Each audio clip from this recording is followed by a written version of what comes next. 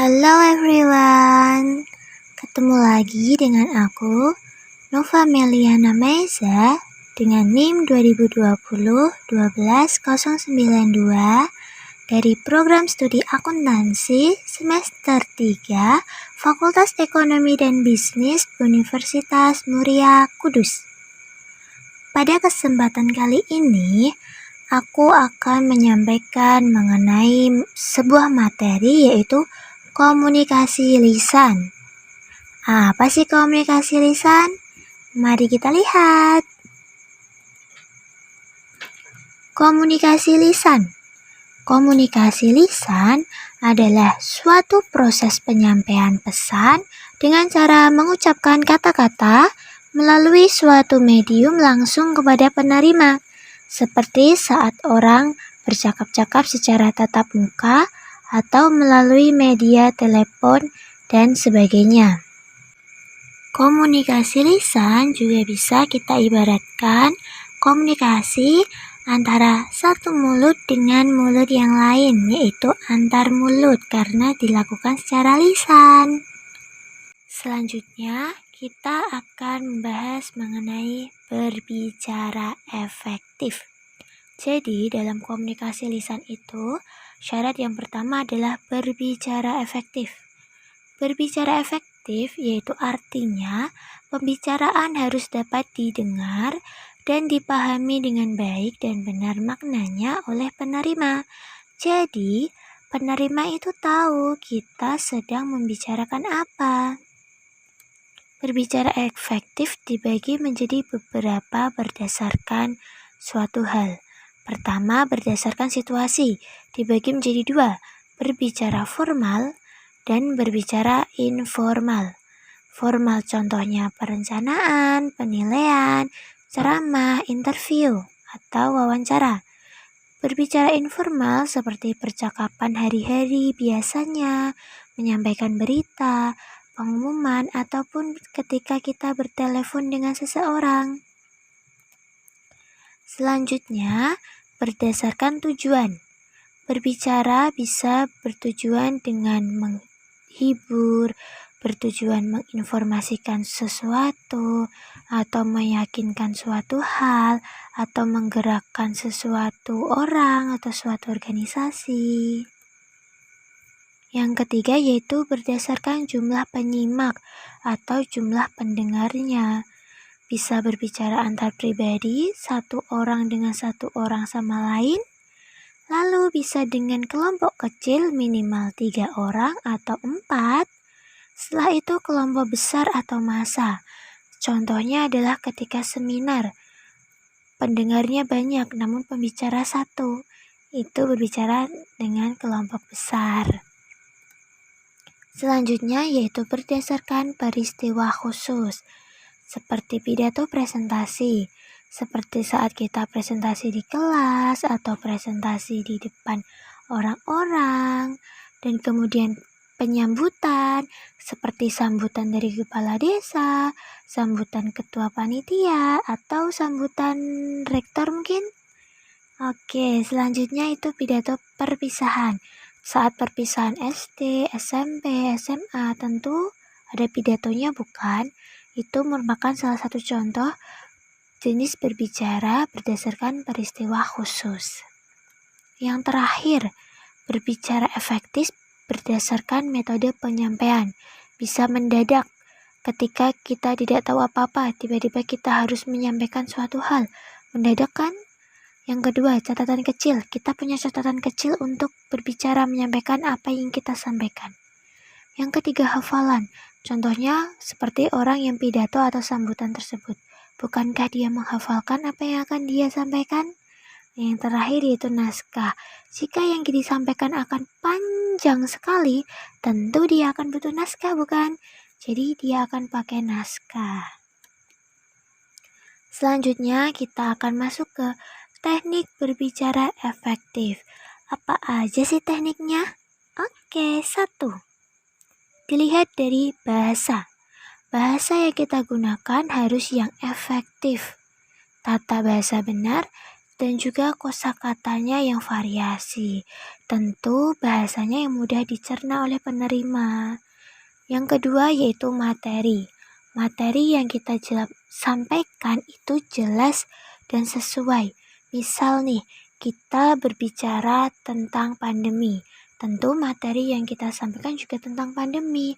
Nggak mungkin kita akan menyampaikan tentang hal lain. Dan juga materi harus dikenal oleh penerima. Jadi penerima bisa memberi payback untuk kita, memberi respon kembali. Yang ketiga, cara atau gaya berbicara. Dari pengucapannya jelas, penampilannya sopan, dan gerak-gerik yang tidak terlalu berlebihan. Keempat yaitu penampilan berbicara. Dilihat dari postur tubuh. Kalau duduk ya kita duduk dengan bagus. Jika berdiri ya kita berdiri dengan baik, tidak membungkuk. Dan pakaian yang digunakan juga yang sopan, nyaman, dan mudah dipandang.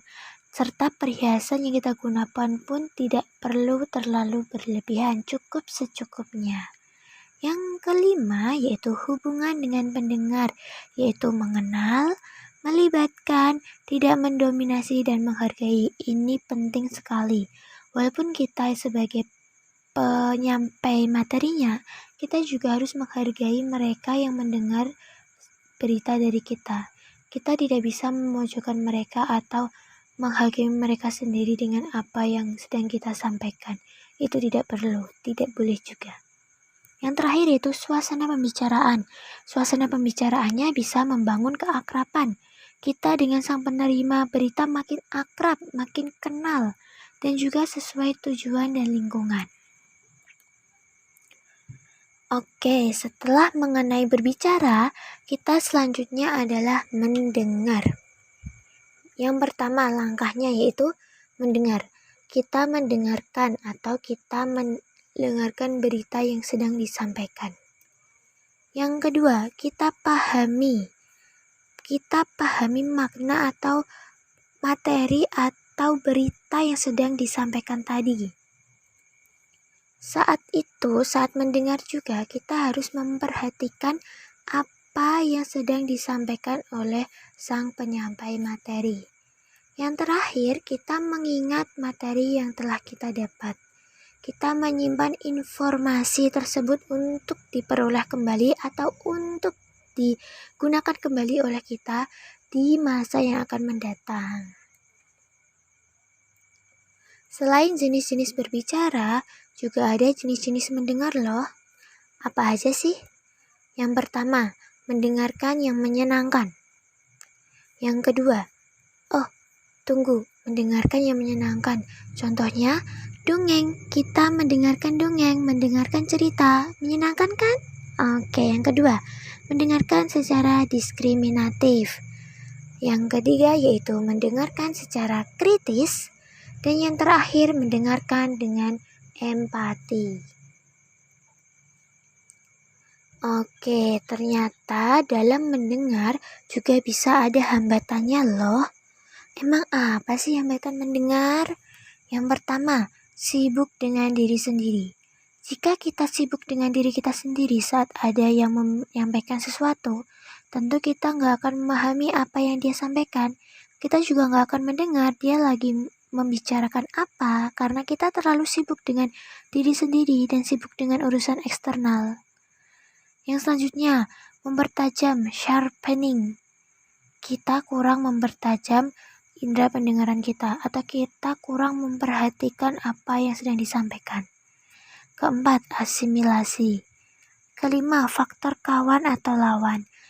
Dari faktor lawan dan kawan maksudnya adalah yang menyampaikan berita ini tidak sesuai atau kurang sreg dengan diri kita.